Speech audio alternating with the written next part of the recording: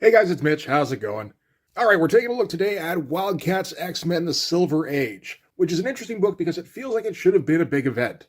The problem, I think, is that it took place at just the wrong time, and it got undercut by a lot of events that were going on in the industry at the time. So, for instance, at this time, Marvel has just declared bankruptcy, and you gotta think they're looking for a big swing event. That'll make them a whole bunch of money and hopefully get their books a little closer to the black again. That being said, I don't believe this crossover was all that heavily marketed. I mean, at the time this came out, I was out of collecting superhero comics, but I was still checking in with Wizard every once in a while. And I remember seeing a little bit about this crossover coming up. I don't remember seeing anything about this issue. I remember seeing the issue previous, where Travis Charest was going to be drawing the crossover between Wolverine and Zealot. And that's about all I heard. And I get the idea that that's kind of the consensus, is that, yeah, some people were hyped about this. A lot of people had no idea this was going on at all. Another thing is that this feels like it should be a book full of firsts. It feels like it should be the first time Image and Marvel are crossing over. It's not. There was a crossover previously with Savage Dragon and Spider-Man, apparently, which is another thing I never heard of, but, that's just a claim this book can't make now. It feels like it should be Jim Lee's return to Marvel. It's not that either, because this is a year after the Heroes Reborn event. It is Jim Lee's return to the X-Men, but again, it doesn't feel like that aspect of this was hyped up much at all. Even the fact that this is the second book in this series. The first book that came out was the Travis Charest book. And that seems to have been the focus, is that Travis Charest is going to draw the X-Men, not Jim Lee. It probably doesn't help too much that I don't think this is the version of Jim Lee people want drawing the X-Men. I think people want the 1990-91 version of Jim Lee drawing the X-Men, and that dude is long gone. But, we're going to talk about the art more as we get into the book. So let's get started. We can start with the cover. This is the Chicago Comic-Con edition. This is a pretty good cover. It's a pretty good composition. Get a full shot of the main figure here with Grifter, get the big Jean Grey head in the background here, as well as some kind of satellite heads here with Nick Fury and Mrs. Savant here. And get a Brood Damonite hybrid. That is what these are, but get the element here with the photo booth shots of Cyclops and Jean Grey, which I think verges on making this cover a little bit too busy, almost. But there's enough there that the composition stands up on its own. Again, though, unfortunately, this is during the time when Jim Lee is heavily influenced by J. Scott Campbell, whose rise to prominence has been going on over at Wildstorm. We saw that style over in his version of Fantastic Four, and he's still going with it. And you can see that influence all over. You can see, for one thing, it's kind of funny. Earlier in the week, we were looking at Uncanny X-Men number 258, where Jim Lee was starting to realize he had to put more black in the figures. And there's none of that here, apart from Grifter's shirt, but that's just the color of the shirt. There is very little heavy shadow going on at all. There's a lot of very thin line work with some pretty thick outlines going on. We're going to see that a fair bit during the comic, too. I assume this is an element that J. Scott Campbell is using around this time. We see him, using the reflection element in the hair that J. Scott Campbell does, only he doesn't entirely know how to do it because he didn't make that up. He just thinks it looks cool. And he hasn't quite figured out how to incorporate it yet. And I don't know that he ever really will. The faces are still Jim Lee faces for the most part. This is Savant, who's meant to look more like a teenager, so she's a little bit more like baby doll. The figure seems influenced as well. The Grifter here, he wasn't exactly a muscle dude before, but this is a pretty lean version of Grifter that we're seeing here, which again feels like a J. Scott influence. So I'm not a fan of this version of Jim Lee's art. I think this is a bit of a controversial time in his career, really, in terms of people who like this style, people who don't. I said before when I jumped on, it was on Uncanny X-Men number 275.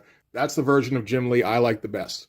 Everything he's been doing since doesn't quite measure up. It doesn't help too much that version of Jim Lee is aided in large part by Whilce Portacio.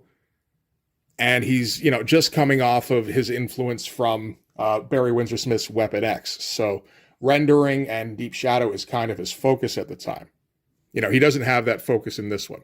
Anyway, let's get started here. So, we should go through the credits real quick. Let me skip to the back to find the credits page. There we go. Okay, so this is going to be written by Scott Lobdell, which is not promising.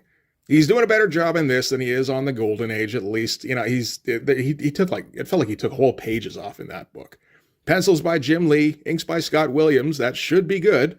Colors by Joe Chiodo and Martin Jimenez, letters by Richard Starkings and Comicraft's Dale Lamphere, and additional inks by Sal Regla. So, Again, this is a Wildstorm production. I believe there are issues that are Marvel productions. I don't know, that was an impression I got. I said before in the Golden Age video, it seems as though Marvel is largely outsourcing, letting Image take on the costs, by employing all the talent, and, just reaping some rewards for essentially licensing the X-Men. So we're going to kick things off then, helpfully. So we're in a prison somewhere, and Grifter is, meeting his new cellmate, who says, "So mon ami, what you in for?" So, okay, this is Gambit. And, we get an opening splash page. Again, it's not really the version I like. I like the version of Jim Lee where he goes heavy on the muscle definition. He goes heavy on the shadow. I mean, we're obviously in a pretty shadowed cell here. Thankfully, there's quite a bit of black on the page. There's a bit of dramatic lighting going on everywhere except on the main figure of Grifter. That said, Grifter looks pretty good. The figure work is definitely solid. Jim's throwing a whole bunch of extra detail up in the hand here in the foreground. He's framing Grifter nicely with the bars. There's a lot of good stuff going on in the art in this comic. I just wish I liked the style more. All right, so then we get the most needlessly complicated page I think I've ever seen. This is essentially a 30-panel grid. And it's 30 panels for no real purpose because Gambit and Grifter are just going to shoot the shit while they wait for the plot to happen.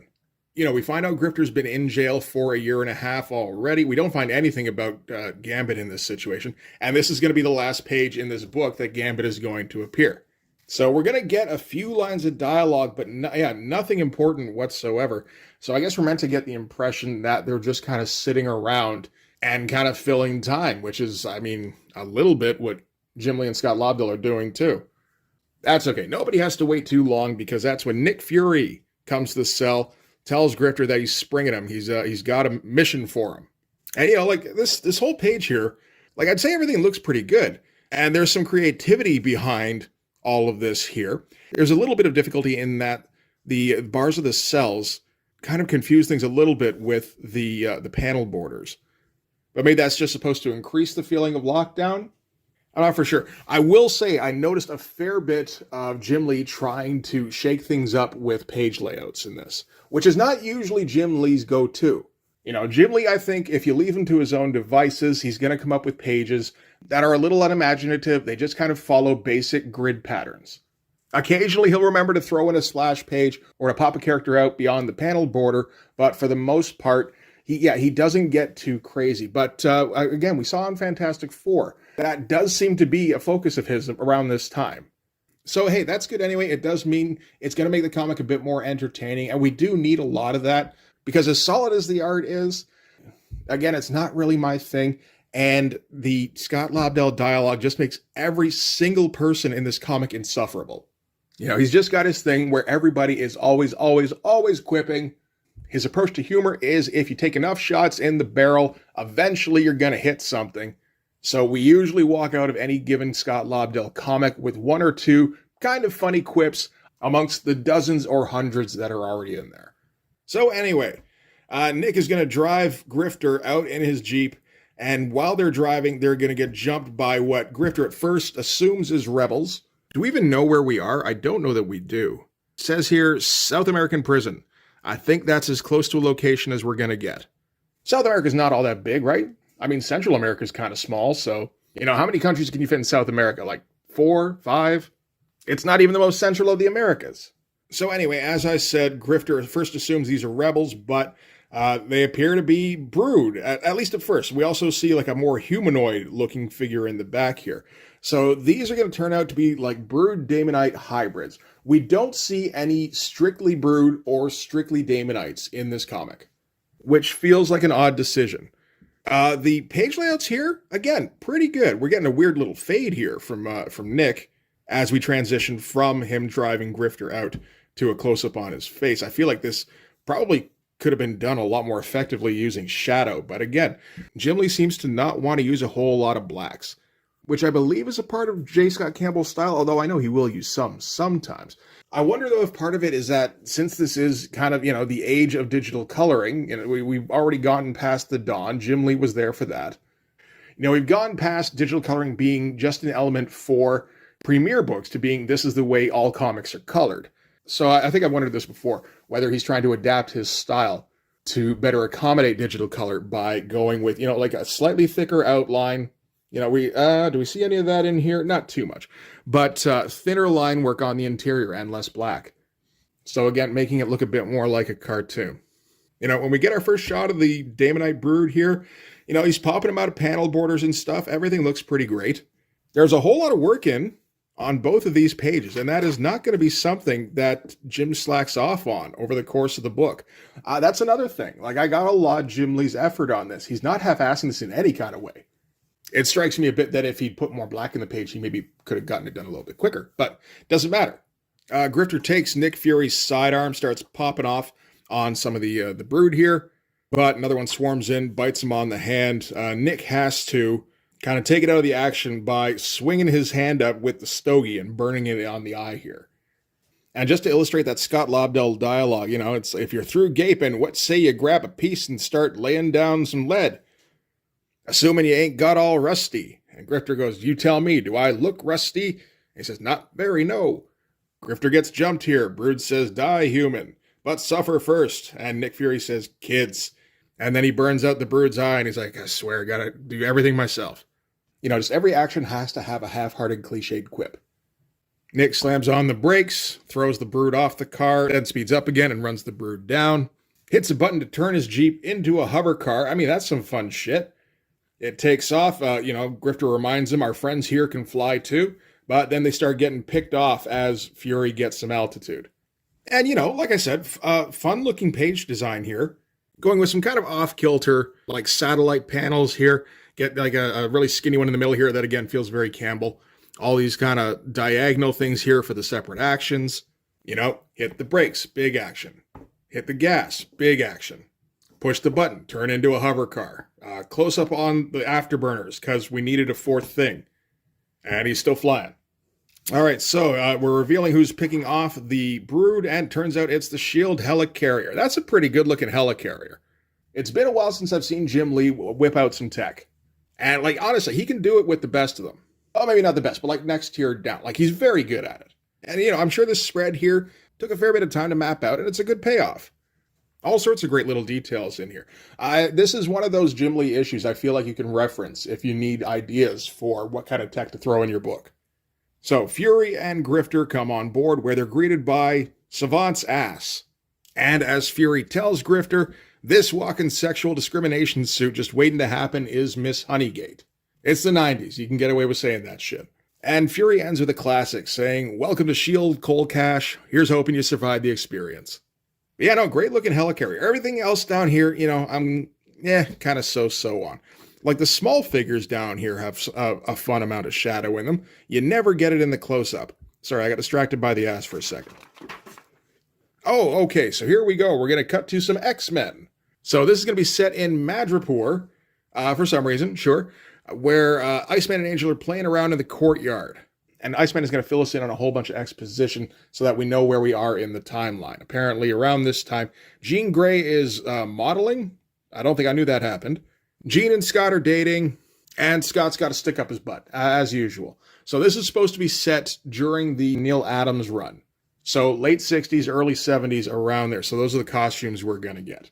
And I wonder a bit if that helped to influence Jim Lee when he's thinking about coming up with more interesting looking page designs. Because that was kind of Neil Adams' thing as well. Anyway, the play here ends when Cyclops walks in and shoots down Iceman's slide.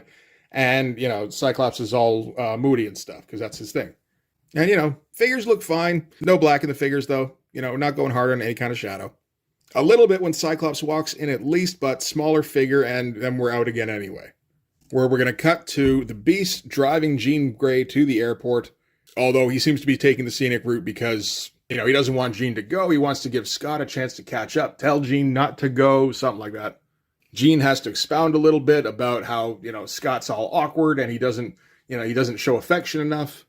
And Beast gives Scott Lobdell an opportunity to try and fake some Claremont loquacious dialogue, which, he does you give it a passing grade, like a 60. It ain't great. It ain't terrible.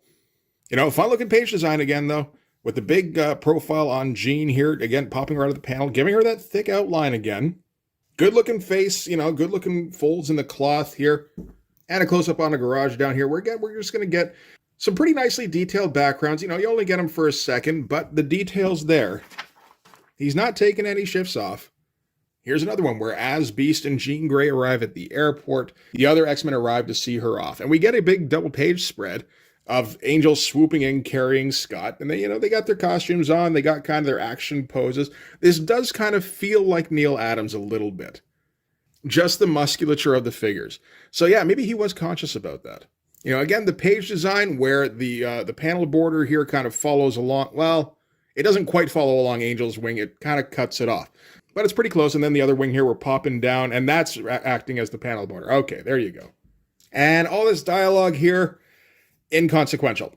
This is all just filling space. This is what Scott Lobdell's good at, is, you know, it's that Eric Stevenson role. Just fill the page with words. And if by the end of it you've hit a certain threshold for number of word bubbles, then you've done your job and you can move on. Nice framing again down here. I guess we're in the hangar. And everybody's heads are within the silhouette of the room they're in. That's some good stuff. Okay, hey, there's a busy couple of pages, eh? So anyway, Warren's going to hit on Jean, but it's not sincere. It's just part of his persona. Scott, he's acting as awkward boyfriend where he doesn't really have anything to say. He doesn't like the fact that Jean's going, obviously, but doesn't feel he has any option to get her to stick around. So he's just not going to say much of anything. As they're leaving, Scott says, "See you." Internally, he's going, "Tell her, you dummy. I love you, Jean," which is just kind of meant to be a thought. So she picks that up and broadcasts back to him, "I love you too, dummy." So that's a fun little moment, at least. And then on the plane here, she's kind of looking for reasons to get off the plane so she can go find Scott again. So, I don't know. It feels like we've got the appearance of fun anyway. Again, I like this page layout where, like particularly this central panel here, where we're in the bustle of an airport. We got a whole bunch of people around, but we're going to make sure that you focus on the right ones by popping Scott and Jean out of the panel border. Like a fair bit, really, in both directions. And that's a good tool. Helps when Jean is in bright colors. You get the feeling Scott never wears bright colors if he can help it. And then the colorist helps by fading everybody off a little bit in the background here, just kind of making it a wall of gray. Pretty good altogether. Just as a point of interest, how many pages are we into this thing? 12. And so far, what has happened is Nick Fury has busted Grifter out of jail. And that's it. That's a whole lot of time wasted. I mean, at least we've got 48 pages to work with, but that does mean you used up a quarter of the book on very little, like something you should have been able to establish in 2-3 pages. That said, this is a Jim Lee joint. I imagine Jim Lee's doing this Marvel method because, who's going to tell Jim Lee what to draw in 1997? You don't even get to decide if Jim Lee's going to draw in 1997. You can't take it for granted. The only way you get Jim Lee on a project is if you say please and then you give him a check with at least 5 zeros on it. The dude runs his own company. He's got like a mini empire. He doesn't have to draw comics. So again, you're not going to tell him what to draw. And the problem with that is that Jim Lee is not a good storyteller, never has been. So if he wants to draw 5-6 pages of people walking around airports, people driving in cars, people walking on the helicarrier, he can do that, and there's not a whole lot you can do about it. All right, so we're going to forget about the X-Men for now. It should be pretty easy. They haven't done shit. We're going to cut instead back to Grifter, back on board the helicarrier. And, great looking stuff here. Like, this is kind of the tech page in this book, and there's some fantastic looking stuff. I couldn't tell you what any of this is supposed to be, really. We're just kind of making shapes in the background, and we're filling it up with tech gunk. But that's really all you want. I mean, this isn't too far off, really, from what Richard Bennett does. He just kind of makes shapes and then fills it up with tech textures. Richard Bennett, of course, tends to throw in a bit more detail, and he tends to get a bit crazier with page designs, but this is a pretty good, kind of next step down. I've said that a couple of times now, haven't I? So, again, wall of dialogue. That's another thing about Scott Lobdell. With all the quips and cliches getting thrown around, it turns into a wall of text sometimes, and by the time you've hacked your way through it, you kind of realize there wasn't anything in there that was worth talking about.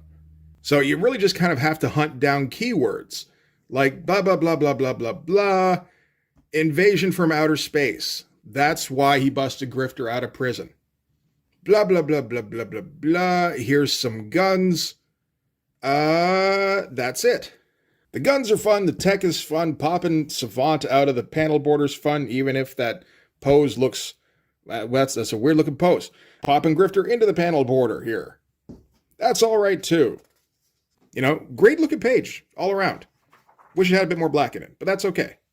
So we're going to go through the equipment that Grifter's going to get from S.H.I.E.L.D. He's going to get some guns. He's going to get a laser pen, which he has to be careful with because it's a prototype. He's also going to get his Grifter mask and his trench coat. The trench coat is Kevlar, the mask, it's got all sorts of tech in it. It's got like infrared and it's a toxin inhibitor. And it's got all, I don't know, like all sorts of imaging shit in there that probably shouldn't be in there in the late 60s, but like who gives a shit? So that's all fine. And that's what all of this dialogue amounts to. And we end with a big shot of Grifter pointing a gun, popping him out of the panel border, popping the gun out too. That's pretty good stuff. It's not quite what I want from Jim Lee though. You just, you know, like just looking at the figure here, you can see how much he's leaving out. There's so much like blank space in the figure. You know, at least we got some black in here. We got some shadow. That's all right. But there's not much of an attempt to try and hatch it off. There's no isolating of muscle groups. There's no dramatic lighting on the faces. And in fact, I mean, Savant and Fury don't have any dramatic lighting going on at all, really. There's barely any black in Fury's figure going. You know, again, when I think about Jim Lee, I'm thinking about Uncanny X-Men number 275, which had shots like this of Wolverine. All sorts of black in the figure, all sorts of dynamic. Maybe got a little help from Wilson on that, maybe not. There's this shot of Wolverine. You know, yeah, this is during the brief period where they're all wearing the yellow and blue outfits. So when you get the blue parts of the costume, he's going to go extra hard on the blacks on those. But even the yellow parts, you know, there's some dramatic stuff going on. There's a whole bunch of cross-hatching. You know, just like this small shot of Lilandra here. Look how much dramatic lighting's going on. You get to stuff like this. We got all sorts of figures. Everybody's got a little bit of extra shadow on there. Why? Because Jim Lee was in a Barry Windsor-Smith groove at that time. And that's, you know, that's his best mode. It probably helps a little bit that this is done on newsprint. So, you know, it kind of thickens the ink up a bit as opposed to the glossy paper that is more standard in 1997, and, you know, is just how everything is done these days, where you can get away with all sorts of thin hatching and it's still going to show up, you know. And I mean, reproduction is better in 1997 too, so you can actually see all these little lines. You don't have to go extra heavy on the hatching or the darks for it to look dramatic. That said, I think you come out with a less satisfying look. Anyway, so that's it for Grifter from now. Still haven't done much of anything. We're going to cut again to Jean Grey, who's on the plane, when all of a sudden she gets confronted by some brood. And they're all around her, and they swarm in on her. You know, like, fun-looking panel here. This feels very Campbell-influenced. Again, we got those thick outlines going on. But shoving them right in there, not worrying about panel borders. It's great stuff. And, yeah, the brood here is going to just explain what the plot of the book is, basically. It's going to call her Agent Maslow, saying, "Do not feign ignorance. For months you've scoured the globe in search of evidence of the brood's unholy alliance with the Damonites." It's like, oh, that was helpful. And she, of course, says, "Brood? I don't know that word. What's a Damonite? Who was Agent Maslow?" Brood says, "Allow the charade to continue if you like, but know this, you'll never get anywhere near the heavens wave."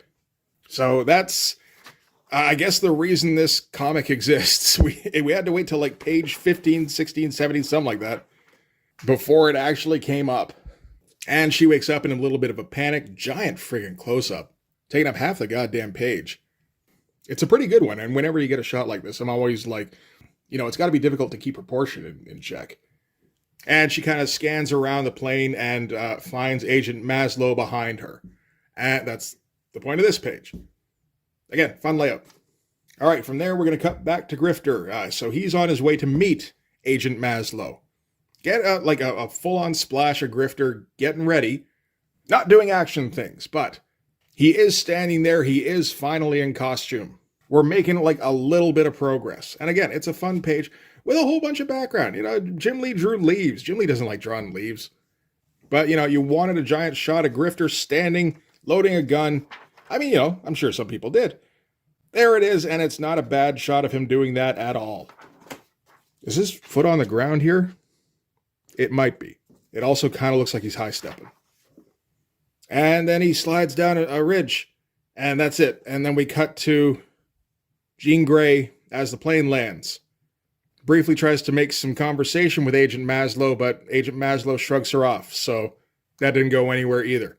Yeah, like, man, it's taken a long time for anything to happen. We're getting very close to the middle of the book. Yeah, this is page 18, and it still feels like we're setting things up. This is taking way too long. And just to clarify, you can have an 18-page build-up to an action scene if you want. It's not really recommended in an action book, but you can have like a fun interplay between Grifter and Nick Fury. You can have like fun shenanigans with the X-Men. You can have like deep character moments. You can have a little shootout in the jungle, all that stuff. You just have to remember to make it interesting. When we get to page 18 and it feels like we've been treading water this entire time, that doesn't exactly give you the feeling like I spent my money wisely. You know, the Golden Age book by Travis Charest, it wasn't a masterpiece or anything, but at least by this point, you know, we'd had the attack on the castle with Wolverine and Zealot fighting the Damonites and the Nazis. This, we haven't had much of anything. It's just kind of, hey, look, Jim Lee's drawn again. And just milking that for all it's worth. So at the airport, Grifter's waiting for Maslow. Oh, that's what he's doing. There's a couple here that are Brood Damonite hybrids. So they're waiting to assassinate Maslow as soon as they get a second. They spot him talking to Jean, so figure that that must be Maslow's contact, even though Grifter's Maslow's contact. And then they notice Grifter checking them out, so they decide to open fire. I will say he wasn't exactly super inconspicuous here. And Maslow gets shot like a whole bunch of times. We're going to pop him and Jean Grey out of the panel here, and again, hit him with that thick line so that they really stand out. It works pretty well. I mean, particularly, I guess, when you're going with a thin line or not very many lines kind of style. It does make it more of a graphic. That's, again, not what I want from Jim Lee. But, it does work.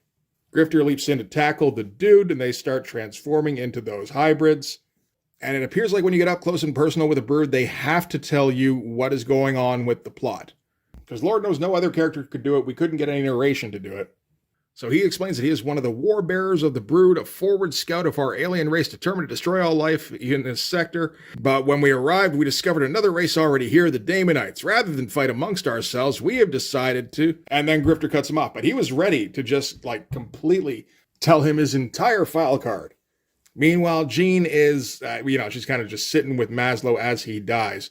Maslow's worried because, the information he has is important. It has to get to the contact. Lives are at stake, but at least Jean's a telepath, so as long as he opens his mind to her, then she can get the information from there, and that's what they do. And we're moving on. At least shit's finally happening, right? Jean hits the Damonites with some kind of psi blast. But then she gets swarmed because it turns out there's a whole bunch more Damonites around her. Well, kind of Damonites and Damonite Brood, and I guess Damonite Brood don't get shadowed nearly as much as Damonites did back when they first appeared. Remember that? Those things look pretty cool. These things, a fair bit more cartoony, but what can you do? So Grifter's pinned down, Jean's pinned down. They don't really have any kind of recourse, except apparently Grifter he's got some kind of psionic abilities, and it basically just kind of explodes the room all around him. I must have missed that part of Wildcats. I thought I read a whole bunch of Wildcats comics, but, maybe an important issue or two slipped past me. Or maybe this is just an effect of being in the X-Men universe. Who knows? But that kind of clears the room, and Jean is able to scoop him up. He's just about catatonic at the end of it.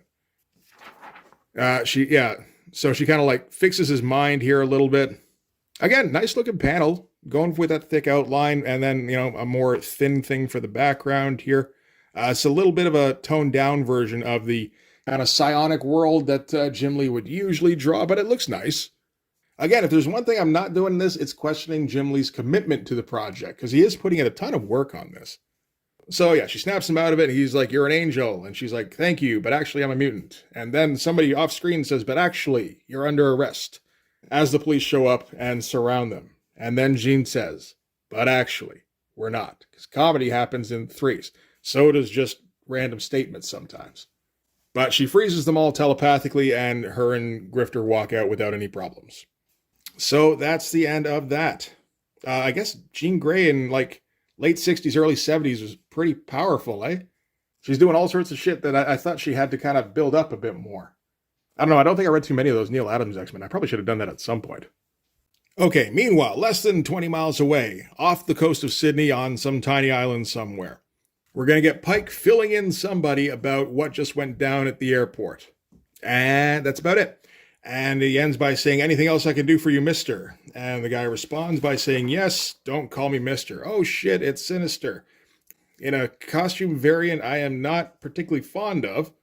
But what do you expect? It looks like Jim Lee designed it, and Jim Lee, not particularly good at designing costumes, in my opinion. And in the background, we got Zealot hanging there. Not doing much of anything, but I guess she's going to be in this crossover too. Well, kind of a little. So Sinister is the one behind the Daemonite Brood hybrids. And that's kind of all we've got so far. That and the words Heaven's Wave, and that's kind of it. Okay, so Jean Grey is going to take Grifter back to her villa, it looks like, and patch him up. She makes a quick phone call back to the X-Mansion, just asking for help in kind of a nebulous way. You know, kind of fun stuff with the phone cords for the panel borders. That part's not too new, by the way. It kind of trails off and kind of leads to Sydney here, which is where they're located at. You know, that's fun. It feels J. Scott Campbell.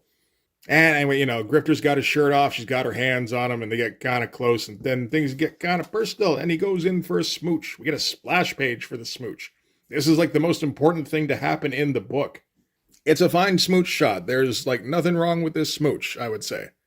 It's also not really a big deal because this is set in the 60s, and we know what happens after this. And I mean, like, this continuity is going to get wiped out anyway, so it's just, okay. Jim Lee drew 2 characters smooching. We needed a page for that. Sure. Moving on, I guess, weird sequence here as we kind of, I guess, linger on the moment, and we're doing like a weird thing with the colors. I'm not sure what that is other than, you know, it's the late 60s. That's kind of in theme, I suppose. Odd choice, though. Pulls back and realizes that she wasn't kissing him back, so she's staying true to Scott, kind of. Not true enough to, like, shove him back psionically or anything, because Jean doesn't do that. She seems to be a little bit permissive in that respect. She didn't do that shit to Wolverine either in Inferno. So remember, kids, if you're seeing somebody and some stranger smooches you, it's not cheating if you don't smooch him back. You can just stand there with your mouth open, and it's all good. And that's it. You know, she walks away. They had their little moment, and now it's time to get down to business, I suppose. It probably should be, because this was the halfway point of the book back 4 or 5 pages ago. And we still don't have a plot. All right, so they're going to go to this yacht here. Okay, wait. Where did they find out they have to go on a yacht? Oh, well, I guess Jean's got the information from that dead spy. That must be it. Did they say anything about we have to go on the boat? No, they're just talking about Jean's boyfriend here.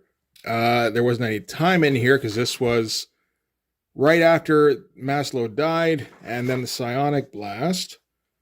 And no mention of a boat. We're just going on a boat. Okay, time for boat, kids.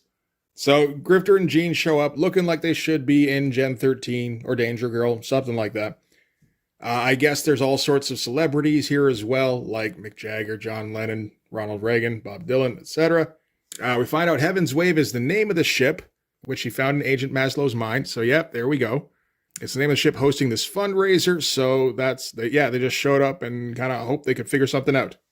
The closest they can get to figuring out the Daemonites' plans is Jean says, I think if a race of body swappers wanted to insinuate themselves into every corner of the globe, this would be the place to do it.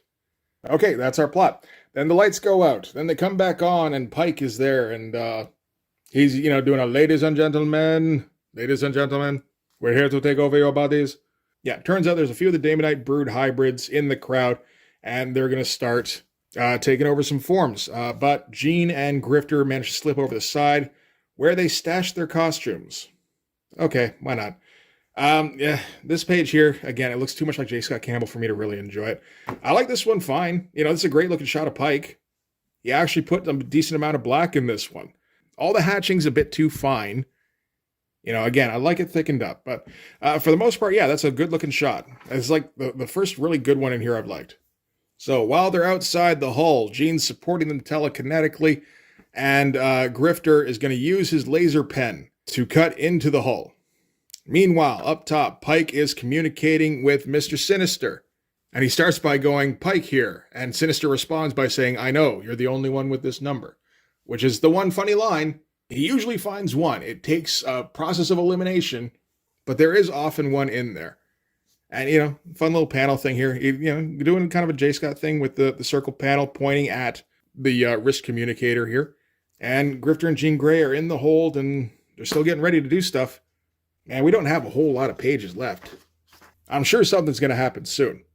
So they find the junction box. Grifter shuts off the electricity, and then they get jumped by a couple of those Daemonites.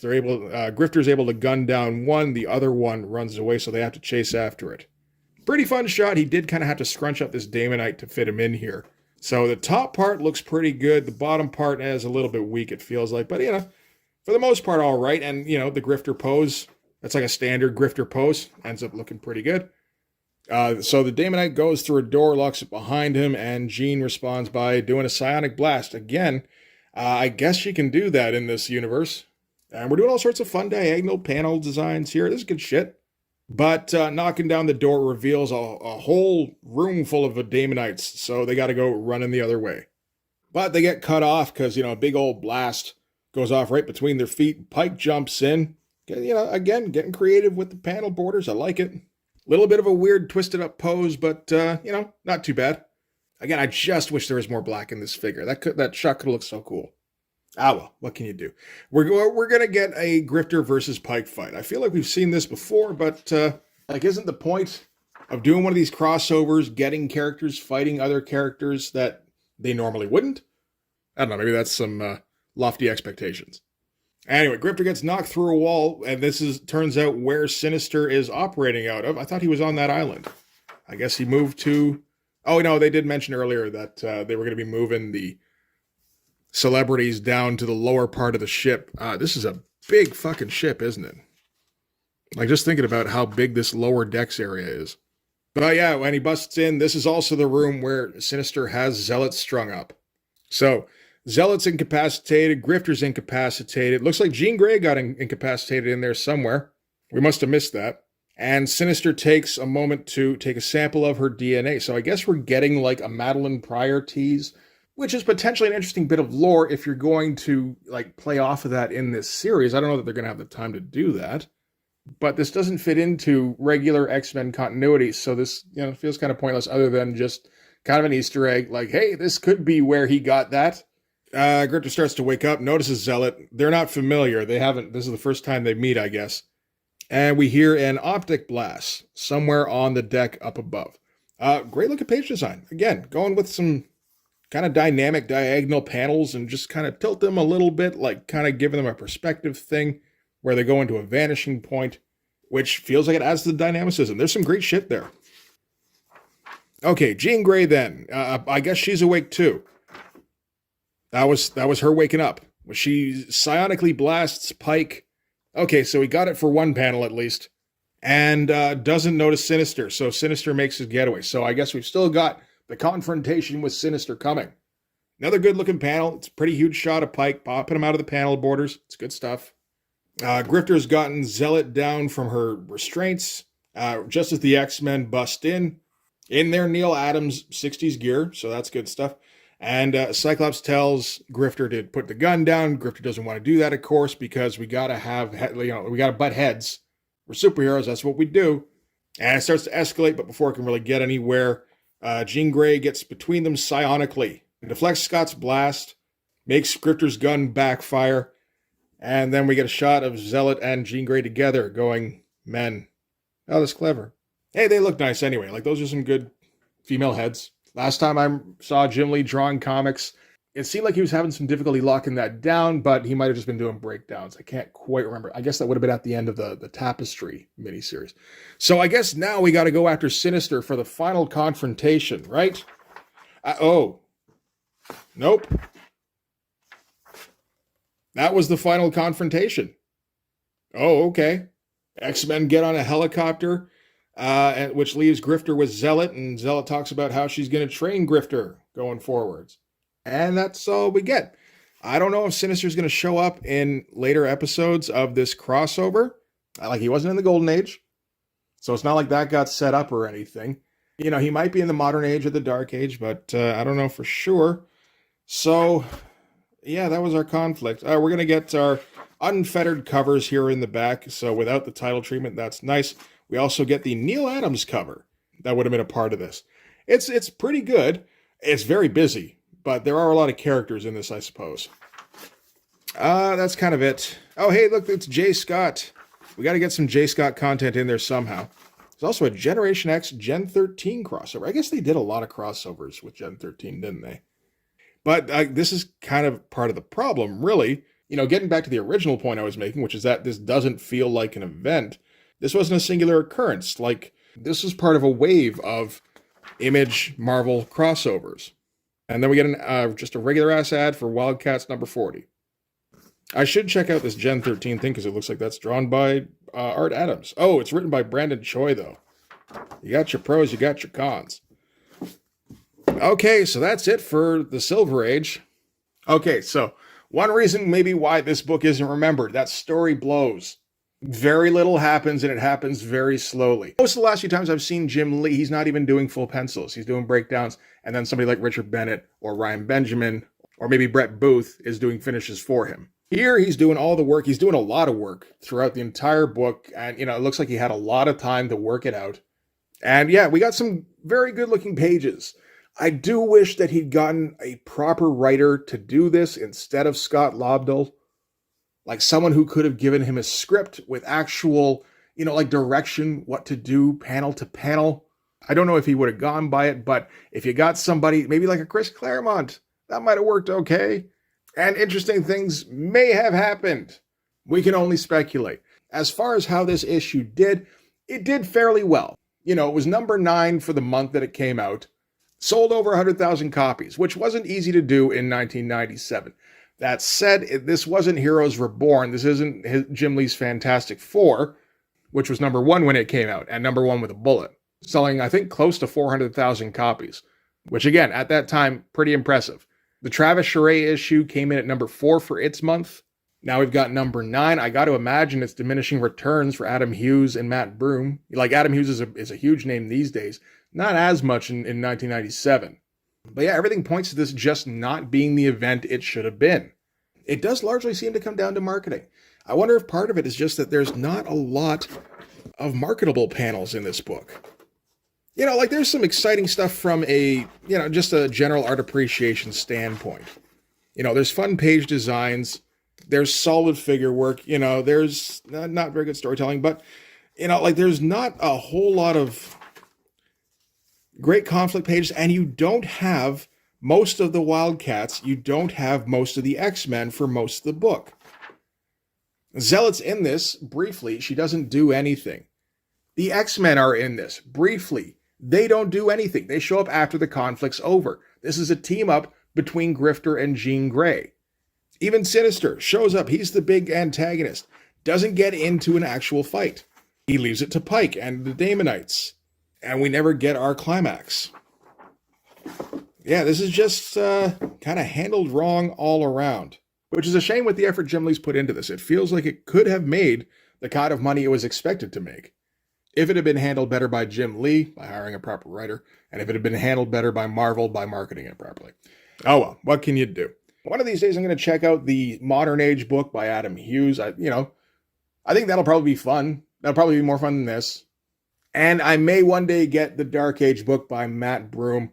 I'm not a fan of Matt Broom's style in 1997, but it's written by Warren Ellis, so hey, it might actually be a decent comic book. You never know.